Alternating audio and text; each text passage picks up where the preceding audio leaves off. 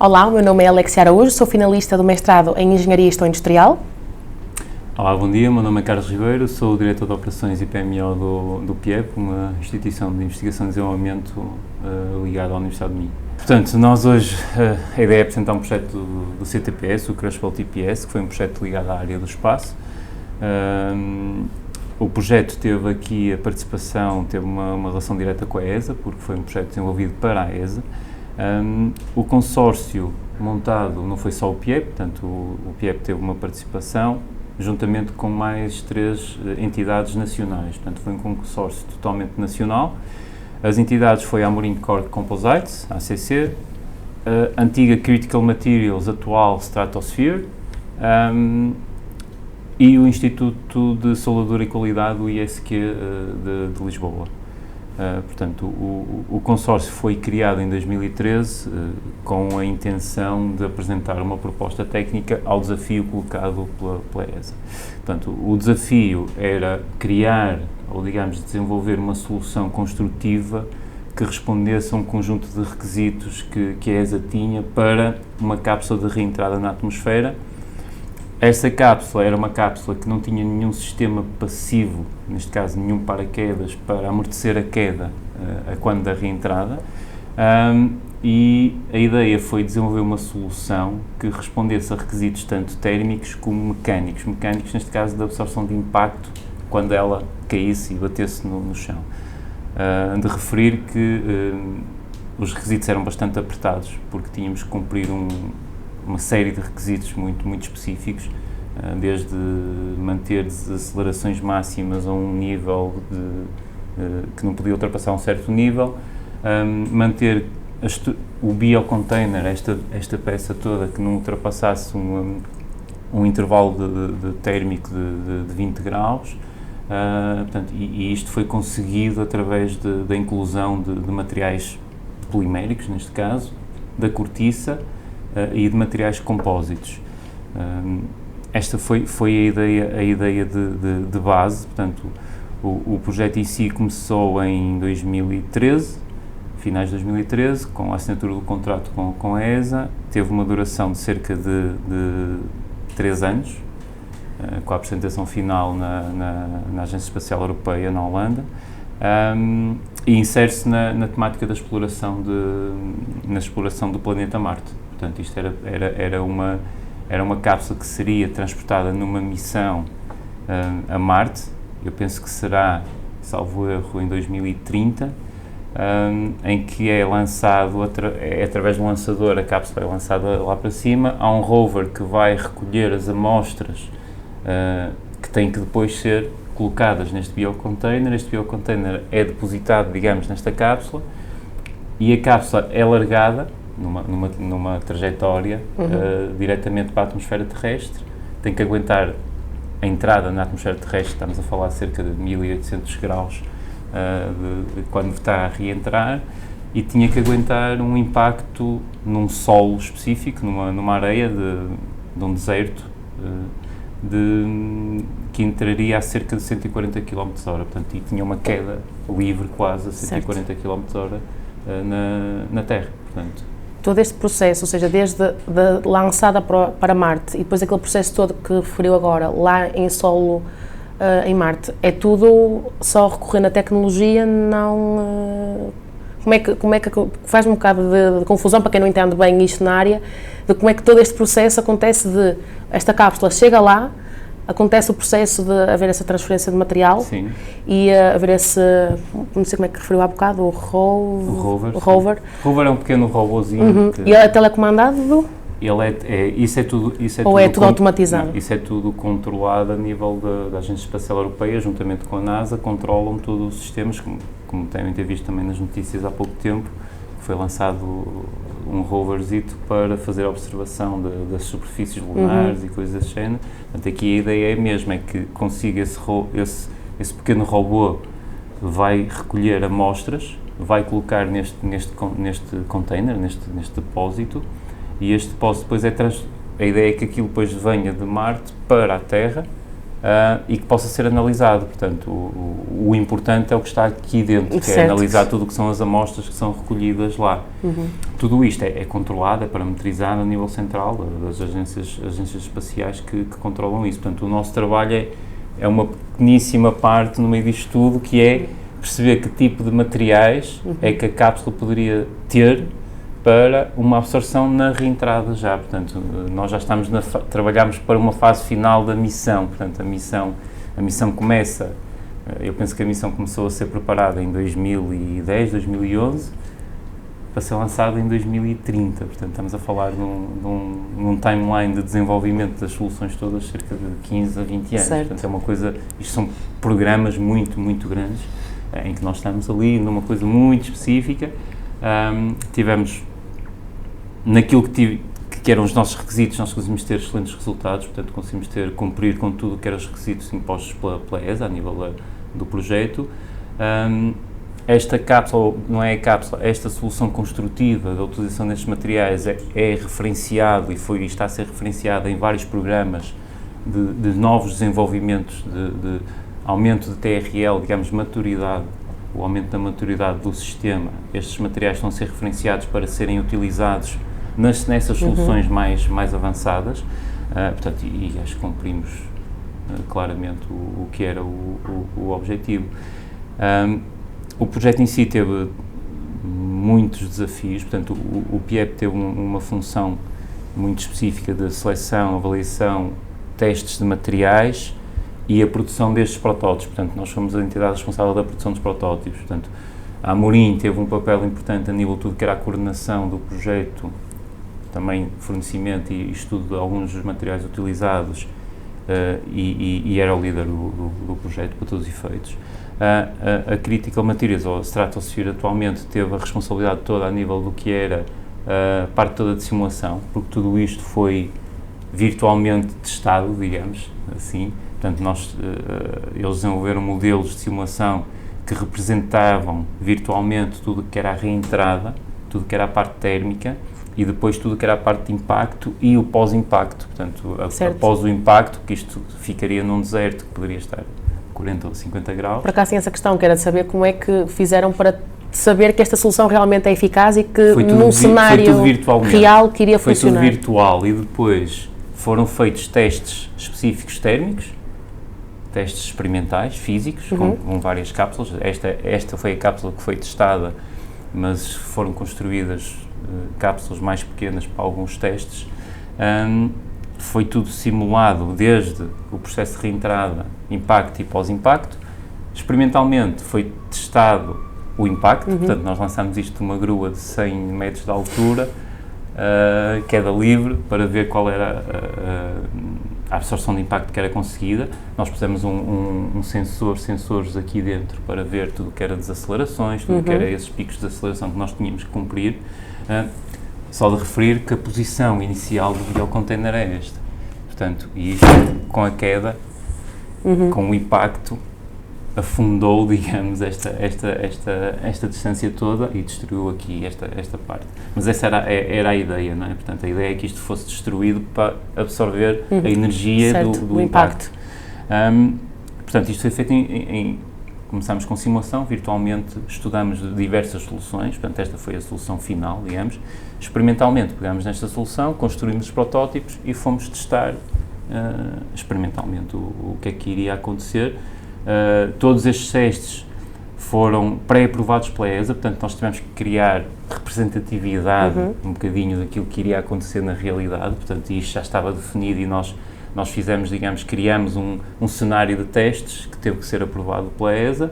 A ESA aprovou o cenário, portanto, uma grua de 100 metros e deixar cair a cápsula, e tivemos bastantes bons resultados. Portanto, a nível da participação, o ISQ teve esta responsabilidade desta parte final de tudo o que era a parte de testes térmicos e a parte de testes estruturais, neste caso de impacto, sempre com a parceria de todos os consorciados. Digamos que isto foi um projeto em que tinha que ter obrigatoriamente, cada um teve uma responsabilidade, mas todos nós participamos, porque não se consegue fazer simulações sem características de materiais, não se consegue fazer protótipos sem os materiais e sem que as simulações comprovem que a solução funciona, e não se consegue fazer testes mentais sem um protótipo, portanto, as coisas estão muito, muito interligadas, portanto, é um ciclo de desenvolvimento típico, digamos, a nível de engenharia. Certo.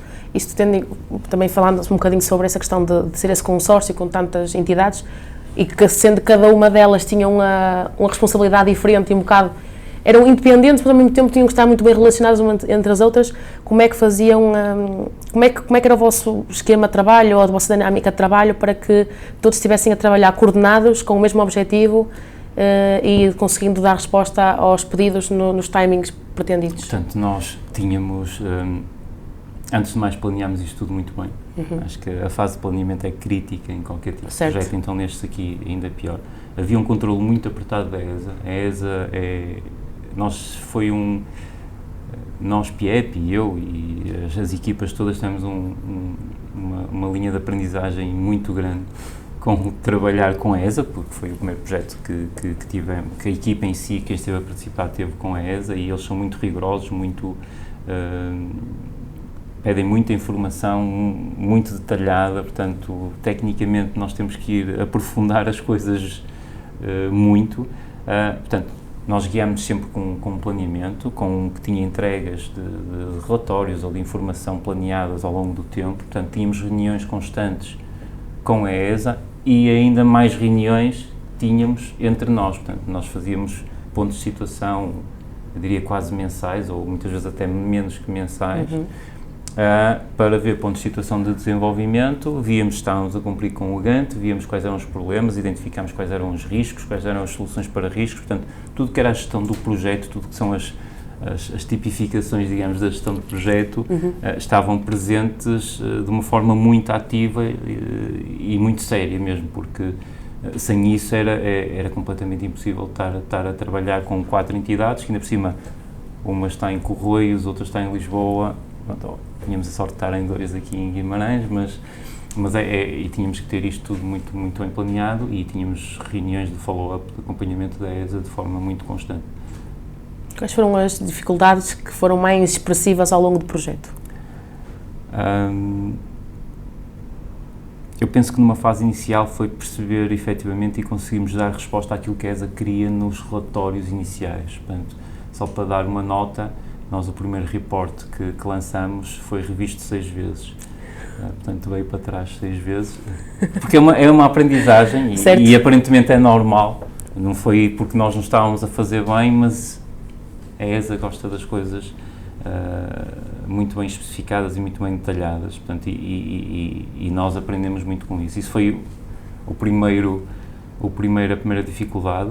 A dificuldade dos timings foi muito complicado também, manter e cumprir os timings. O projeto acabou por ter alguns pequenos atrasos por diversas dificuldades. Os modelos de simulação são muito complexos, a informação que é necessária para pôr esses modelos a funcionar também tem bastante complexidade. Tudo que são ensaios experimentais foram muitos ensaios, de referir que nós tínhamos uma base de dados de materiais, cerca de entre 15 a 20 materiais que tivemos que testar. Portanto, isto foi o último material, portanto nós testamos uma panóplia grande de materiais poliméricos, cortiça, materiais à base de carbono, mescla entre cortiça e carbono, portanto testamos aqui diversas soluções, até que conseguimos chegar a um material que teve que vir dos Estados Unidos, portanto não havia cá, que foi outra dificuldade, que foi trazer coisas dos Estados Unidos, que é sempre complicado. É um material extremamente caro, mesmo muito caro, e é um material certificado para utilização a nível da aeronáutica e espaço. Esse material está... É este material. É este aqui, sim, ok. Este aqui. É uma espuma, digamos, PMI, que tem um comportamento muito particular. É uma coisa bastante técnica, mas tem um comportamento que é, a partir do momento em que entra num regime plástico, tem um platô, tu podes comprimir o material o que tu quiseres, que ele nunca tem picos de tensão. Portanto, a tensão, digamos, a força, digamos, que tu aplicas uma força, mas a curva do material de tensão de formação é completamente estável até 80% de deformação. Ou seja, isso em termos práticos, no cenário daquilo que era pedido... É ótimo. E o que é que significava? Se tivéssemos isto a cair... Significa que ele faz isto, que tu estás a comprimir a cápsula, o container está aqui, tu estás a comprimir e não há nada que faça reação no biocontainer para que haja picos de desaceleração, que era o que nós não queríamos. Nós não podíamos ultrapassar certos picos de desaceleração e, portanto, o material, se o material tivesse na prática era o material chega a um ponto que tu não consegues deformar mais os materiais normais e tu bem que tentas, se fizeres mais força ele vai-te criar um pico na tensão. Este aqui, tu continuas, só quando ele está a 80% de deformação, que é uma brutalidade, é que ele tem um pico, mas nós nunca chegamos a 80% de deformação, portanto que ele a partir do momento ele começa a pulverizar e portanto a ideia é que este movimento de deformação seja sempre, não tenha nenhum pico ali pelo meio, portanto e isso são materiais, por exemplo, nem borrachas, nem cortiças, nem nada desse género, nem outro tipo de espumas, que testamos várias delas, conseguiam ter este tipo de comportamento e isto foi algo bastante interessante e foi isso que deu resultado também, é que conseguíssemos ter os outputs que tivemos no âmbito do projeto. Na altura não sei se o senhor tinha algum outro projeto paralelo que complicasse ou que dificultasse a gestão do tempo e para os 2 projetos ou mais projetos que tivesse a correr de momento? Sim, nós tínhamos vários projetos a correr em simultâneo. Portanto, então deve ter sido um período sim, é assim, nós tínhamos vários projetos a correr em simultâneo, as pessoas estavam a trabalhar também noutros projetos, mas este projeto em particular houve aqui uma dedicação muito grande. Nós tínhamos uma pessoa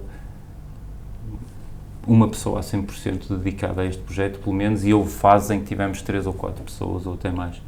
Portanto, só dedicadas a este projeto. Portanto, seria uma espécie de project manager aqui dentro do PIEP, da vossa parte? Eu era o gestor de projeto, mas estava a gerir outros projetos, mas tínhamos um subgestor de projetos, chamamos assim, ou alguém que tinha a responsabilidade de integração desta informação internamente no PIEP e as outras entidades também, que tinha essa responsabilidade de integração de tudo que esta era informação. Portanto, tínhamos uma pessoa praticamente a 100% do seu tempo dedicado a este projeto e tínhamos outras pessoas que estariam percentualmente dedicadas ao projeto, mas houve fases em que tivemos 4, 5 pessoas dedicadas. Por exemplo, numa fase de construção de protótipo tivemos, em média, 3 a 4 pessoas dedicadas full-time durante uns meses no projeto. Portanto, foram muitas horas de engenharia, seja do nosso lado, seja do lado dos parceiros, e, portanto, bastante dinheiro gasto também, portanto, a ESA também pagou, portanto, tinha que ter os resultados, mas foi um projeto muito, muito interessante e que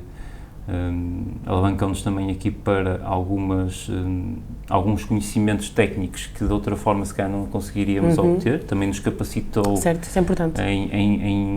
Na área do espaço em si, perceber como é que a área do espaço funciona, perceber como é que eles trabalham.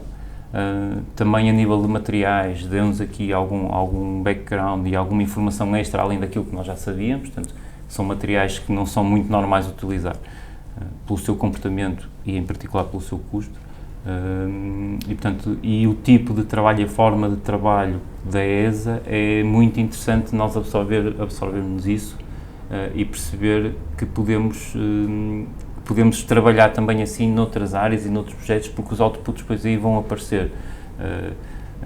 Nós portugueses muitas vezes temos aquela tendência de tratar as coisas muito pela rama em alguns aspectos, e eu contra mim falo em algumas coisas, mas trabalhar com instituições e entidades deste género obriga-nos mesmo a aprofundar muito e a ter um conhecimento de causa muito profundo daquilo que estamos a falar e daquilo que estamos a escrever. Acabam por se tornar apesar de não ser se calhar propriamente uma especialidade da sua área, acabam por ter que se tornar especialistas por todo este aprofundamento que tiveram a fazer para conseguirem ser as pessoas que mais compreendiam sobre este projeto. Sim. Este protótipo que nós temos aqui, as proporções dele e as dimensões correspondem àquilo que seria executado pela ESA? Sim, isto é um protótipo 1:1, portanto esta é a escala 1:1, portanto esta é a escala, a dimensão exterior do protótipo. De referir que este protótipo é um protótipo com TRL, um grau de maturidade de 4, portanto ele para estar preparado tem que ir a TRL 8, 9. Como é que é calculado esse TRL? TRL tem a ver com a maturidade do produto que estamos a desenvolver. Portanto, 1, 2 é aquela fase em que ainda estamos quase em conceitos, muito conceptual. 3, 4, 5, até 5, já estamos numa fase de teste laboratorial e algum teste já representativo daquilo que é a realidade em funcionamento do produto. Depois 6, 7, 8 já é uma maturidade de quase comercial, vamos chamar comercial, ou então que está pronto para ser lançado. Portanto, de referir que o protótipo em si tem um conjunto de sistemas eletrónicos e mecânicos aqui dentro que não estão aqui representados, porque nós o que nos interessava era só o material. Portanto, tudo o que é estas laterais aqui não vão estar cheias com este material, vão estar cheias com outros mecanismos e outras soluções construtivas, mas não seja coisas para retirar o container, para monitorizar, sistemas eletrónicos para comunicação. Portanto, há um conjunto de outros componentes que não era âmbito do projeto, que têm que estar dentro da cápsula. Portanto, isto é uma representação de uma cápsula em termos da estrutura em si. Geometricamente falando, a parte exterior da cápsula é esta. Internamente há um conjunto de sistemas que não faria sentido estar aqui, porque nós estivemos a testar o sistema de absorção de impacto. Nós estamos habituados a ver nos filmes de ficção científica, quando caem as cápsulas que vêm do espaço, que elas são todas metalizadas, completamente à prova da bala, e aqui o que nós vemos é que a parte exterior é totalmente de cortiça, e acredito que, assim como a mim me surpreende, que mais pessoas, quando forem confrontadas com esta ideia, que fiquem a pensar como é que é possível que uma cápsula revestida à cortiça consiga resistir todo aquele processo de entrada na atmosfera e depois a questão do impacto também, ainda por cima estamos a falar em solo do deserto, que já tem um aridez por si só. A cortiça é um material de eleição para proteções térmicas do espaço. Portanto, a cortiça é utilizada em diversas soluções do espaço, já há vários anos. Portanto, é um material de eleição porque é um material chamado ablativo. Portanto, é um material que queima, mas mantém a sua estrutura. E essa estrutura acaba por continuar a dar proteção térmica, portanto, não se desfaz. E mesmo com isso falando na questão da entrar na atmosfera, as temperaturas muito elevadas, mas com o impacto também também resiste ao impacto? Sim. Não é aquela falámos que tinha uma velocidade consideravelmente elevada? Sim, resiste porque isto é cortiça, digamos que isto não é uma cortiça natural, não é como ela sai da árvore, portanto, há aqui um composto que tem uma grande parte da cortiça, mas depois tem outro tipo de materiais que lhe dá também algumas propriedades a nível de impacto e a nível da absorção dessa energia. A cortiça por si só não aguentaria estes impactos, a nível de não conseguiria cumprir tudo o que eram os requisitos, por isso é que foi utilizado outro tipo de material, mas a cortiça na parte exterior, esta cortiça aqui exterior, tem uma função principal de proteção térmica, ok? Portanto, ela aguenta o impacto, mas não tem a função de absorção de impacto, ok? Mas aguenta, são utilizados materiais de cortiça e materiais cerâmicos, em particular a nível dos escudos das cápsulas de reentrada, são dois tipos de materiais dos mais utilizados, materiais cerâmicos e a cortiça. Portanto, e a cortiça tem excelentes propriedades a este nível.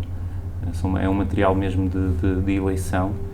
Além de mais, até a nível de proteção dos motores, é muito utilizado a cortiça para a proteção térmica. Então, mais uma vez, o uso da cortiça fica cimentado com...